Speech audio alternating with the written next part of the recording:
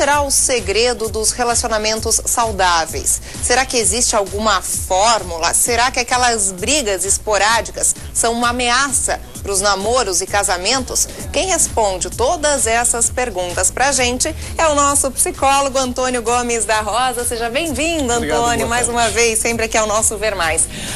Tema difícil, hein, Antônio?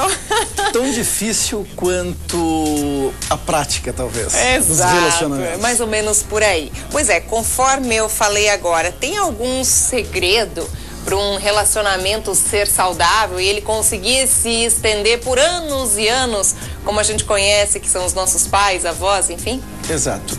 Algumas questões é importante a gente sempre estar pensando quando se fala em relacionamento.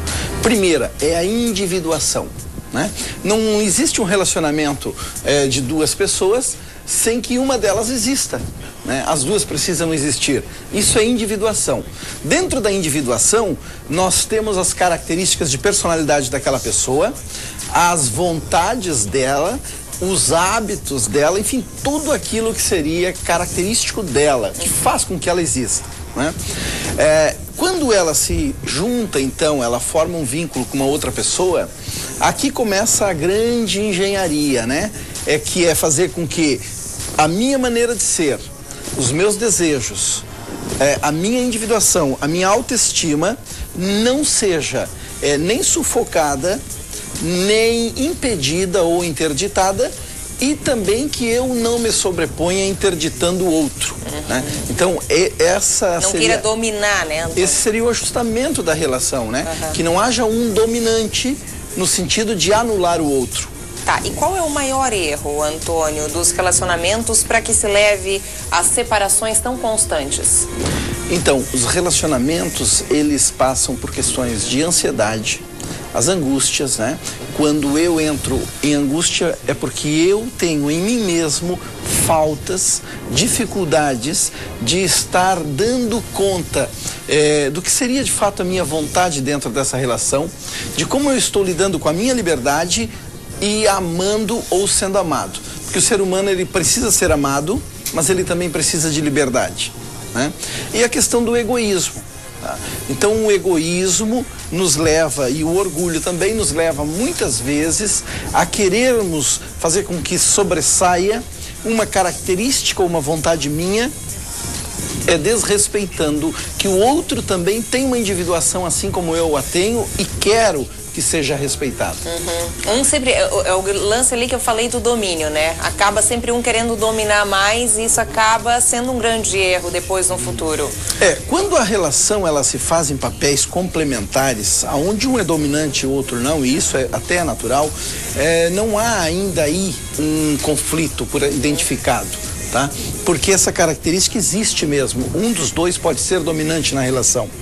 A questão é quando esse domínio se dá por uma característica de perversão, de sociopatia, né? Um dos dois tem uma característica mais psicopata, no sentido de que ele precisa existir e o outro não.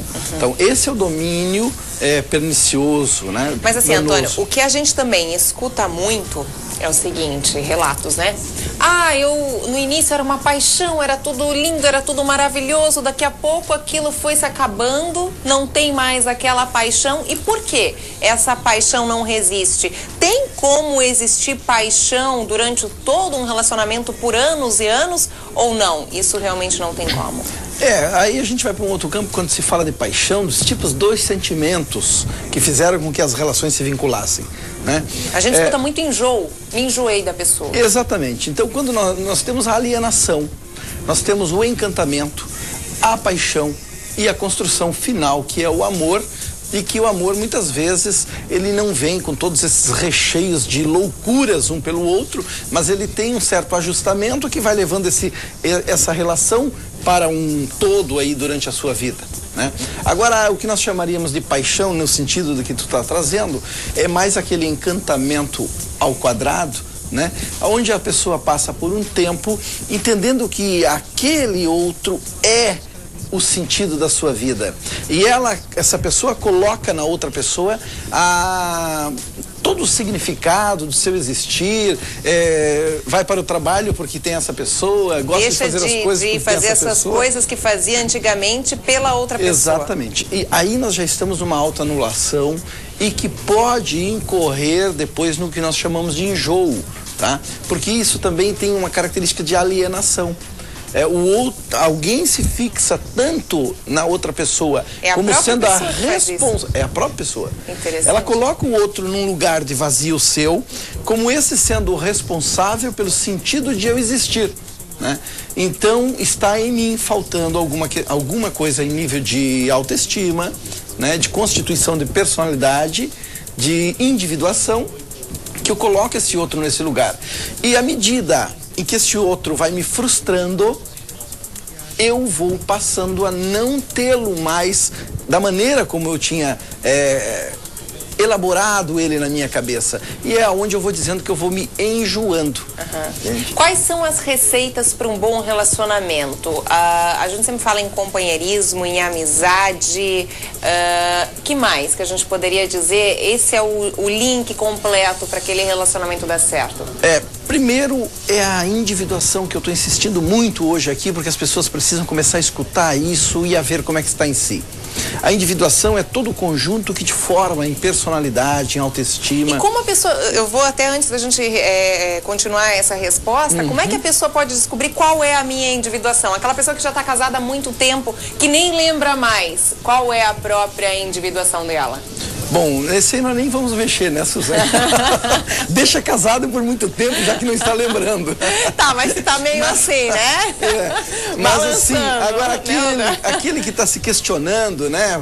Mesmo que seja um casamento já de 10, 15, 20 anos, e essa pessoa começa a se questionar o seu papel dentro dessa relação e começa a se sentir humilhado, anulado, sem uma expressão de satisfação e de alegria.